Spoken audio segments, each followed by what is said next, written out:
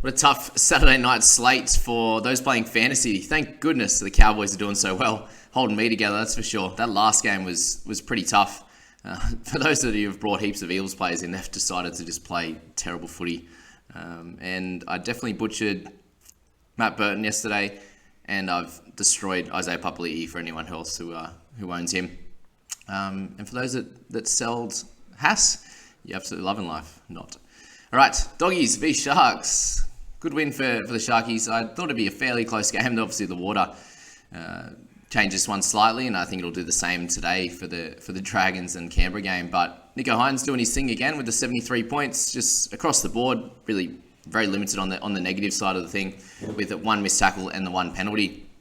And just the 27 tackles for one miss has been a big improver in his game. Obviously, he's spending a lot more time defending, a bit closer to the middle has been beneficial for him, and he's going to get better and better at that as he goes. Running the ball is obviously his specialty, as always. A couple of line break assists and the try assist. So if you captained him, you outdid Cleary this week, which is lovely. Marshall King continues to play pretty well. He had that lovely line break with a massive gaping hole through the middle early on in the game, and the 45 tackles for 2 misses, and running the ball a lot more than he used to. So he was great. We had some good scores from a few of the middles. Rudolph played bigger minutes there for 58 there. Nakora got a try, which has been a while actually for him. Joshy Jackson got the 38 tackles in his 80 minutes on the edge, so he was solid without being spectacular again, but he is priced under that 50 mark. We had Ramey and Talakai both getting 50s, who did really well in the wet on that edge there. Both tackling well, 33 tackles between them for 2 misses in total, and just under 200 metres, so he was good. McInnes, thank goodness he picked up a few extra points overnight. He was sitting at around that 40 mark, and the minutes is the big issue now. So him moving to the bench this week definitely wasn't great at all. I feel like he should be playing that 50 to 60 minutes. He's got that motor, and he's going to be great in this type of game. But thank goodness he got the 49 with the try saver, and you see his PPM is obviously incredible. Even taking that away, he's above that 1. So McInnes, we're going to keep holding on. Obviously, he plays next week, which is great. And we'll work it out from there, I'd say, is the best way to go about it. Paulie Vaughan, 47. Maxi King with the 41. So he got the 48 minutes this time, even with Pangai Jr. coming off with an injury. So we'll see if that actually affects him much heading into round 18. But we'll see how bad that injury is. But Maxi King, he could be someone that we actually decide to move on finally. He's clearly made the most money for the entire season. So 378k.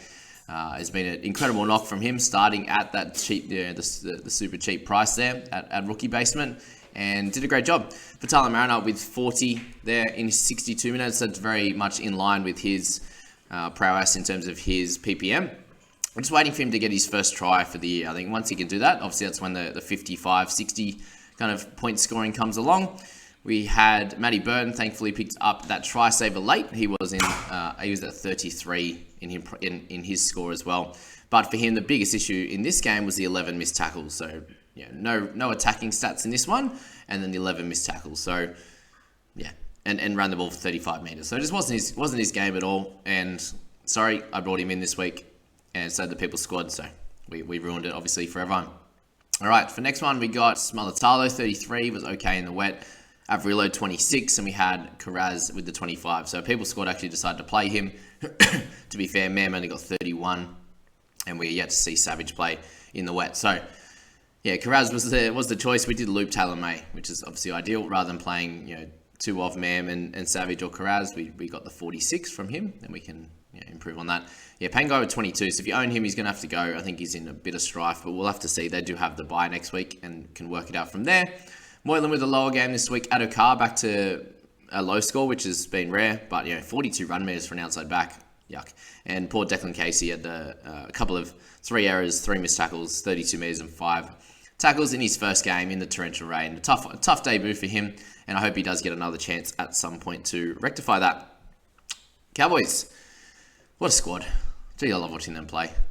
And that, I've noticed it in multiple games this year, but I saw a bloke in a bar popped up the picture, and I'm glad other people analysing the game are noticing it as well, and that's the cover defence. Like when someone makes a break, like Cobbo made that break, and you see 10 blokes just full sprint. Like Townsend has always been the lead in that.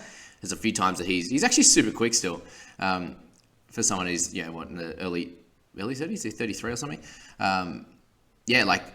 just beelining straight for the guys, just cutting off that angle, and knowing that even if he goes too hard and gets there and gets stepped, he's going to have 5 or 6 guys on his inside to cover that. And for for guys that are watching this game, that's where matches are won. It's that effort in defense, and it's something that I feel like the Cowboys have struggled with over the years, and this season especially is the reason why they are playing so well. They're defending great.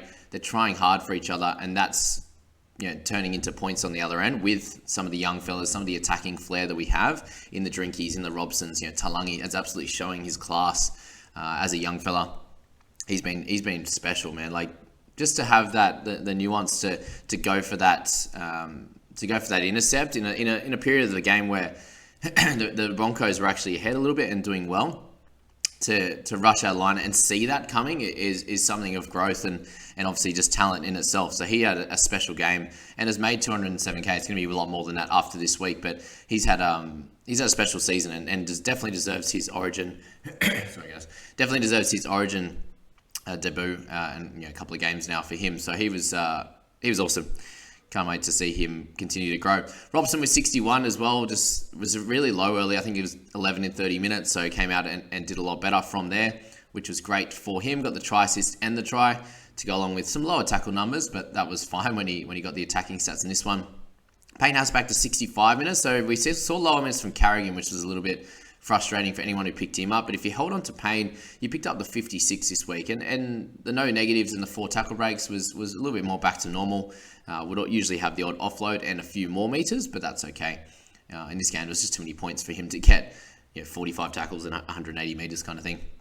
Cobbo, again, just growing before our eyes. There's a lot of young fellas in this game that are really just developing as we see it, which is great. And he got the 3 line breaks, the try, the 9 tackle breaks, and 188 meters. So he was special again.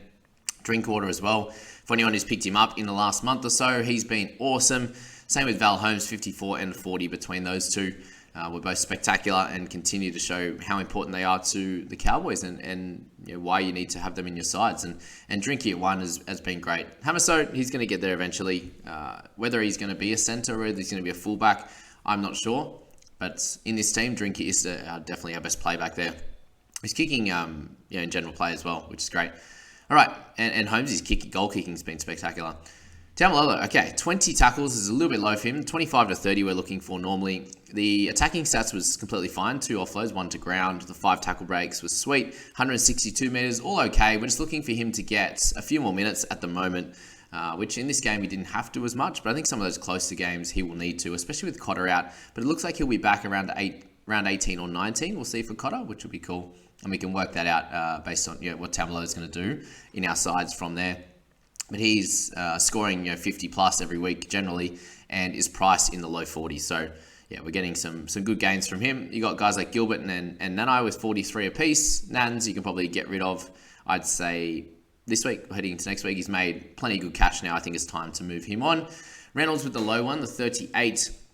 Just a game where he had 16 in negatives is not going to be ideal for him in his first game back. Just had the 1 try assist and didn't run the ball as much as we would have hoped, and no attacking stats other than that in terms of the tackle breaks or offloads. So Reynolds will be better. His lowest game of the season.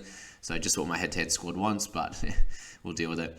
All right, Ezra Mam, two try savers and a try assist, but again the 17 in negatives was the killer here. Running the ball for 69 meters, not terrible. But for him, he's still making some cash. Again, we can get through 17 and potentially make a decision on him from there. Carrigan's the tough one there in this one. He had a couple of offloads, but the 4 missed tackles, 18 tackles only, was the tough one for Carrigan. Let's wait and see what happens in round 18 and 19 before we make any decision on him. Great to see Leilua get his first game for the Cowboys under his belt, 44 minutes there. Did his job, 5 tackle breaks and offload, 99 meters in 44 minutes is solid for him. And welcome in. I think we had Mr. Palacio with 52 minutes, who I brought in this week, and just a 20 points. So if he gets that many minutes next week and doesn't score decently in around the 30, I'll be pretty upset. All right, and down below we got Stags with 13, which was not nice. Tamari Martin and Hamaso off the bench getting lower minutes, and we see an injury from Cohen Hess, so unfortunate for him. Move to the last game of your Saturday slate there, which was the Bunnies v the Eels. I know I'm going to brush over this really quick. I've had plenty of decent analysis in those last 2 games. This one's going to give me the shit, so Sorry in advance. Cookie, 74. We can give him the praise each and every week. He continues to dominate. He is incredible. Get him in your side as soon as possible. Round 18, round 19, get him in. Johnston, another couple of tries. He's great. And yeah, hard to stop in the wet too. A lot of time you're trying to drag him over, but they just slide over nicely. 274 metres for him was great. Arrow was a spectacular game for him. The 52 and base to go along with his try. And some attacking stats. Shawnee Lane, a few people have been asking me about him, and he's been the guy. Out of every Eels player to pick, he has been your one. So well done if you did it. If you didn't, like most of us, then annoying. It's probably not going to pick him up now, I'd say, unless you're going for a couple of weeks of a cash grab and think he continues to score keeper numbers. Then you can do that. Murray was 61. Again, just being incredible. Everyone's going to have to get him in your side at some point. Gutherson had a good game for once. Sorry. That was rude. Fantasy, a good game in fantasy. He always plays well. As their leader, but unfortunately they're not playing great at the moment. He has to cop some of that for sure. Kolomatangi 52 is someone we've been speaking about. Totola, obviously a lovely PPM there. So Kolomatangi people have been speaking about coming into this week. Isaiah Tass had an awesome try, like that try assist in the air. That catch, was spectacular. Nikore with a good one as well. So Reedy 45, 55 tackles is great. With 6 missed tackles, ran the ball for 10 meters, kicked for 17. It's just not good enough. Unfortunately, in fantasy anyway. Latrell, good return for him. He's going to be playing for Bunnies next week, not the Blues, which is great for them. You've got Campbell Graham in there, 43. You've got Scarfusi, and you've got Papali'i. Sorry, we should speak about Graham. Let's hope his face is okay. That was a tough knock to go off with 12 minutes to go. You see his head rocked back so much. So I hope he's okay and he hasn't got any structural damage. But he was having a good game.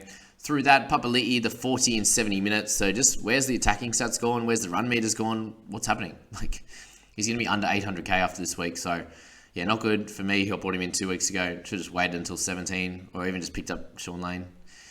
Dylan Brown, 38. Everyone has this fascination with picking him up, and he started great, right? And he's just got this year, which is strange because years past, he's always been consistent, 45, 55, 60.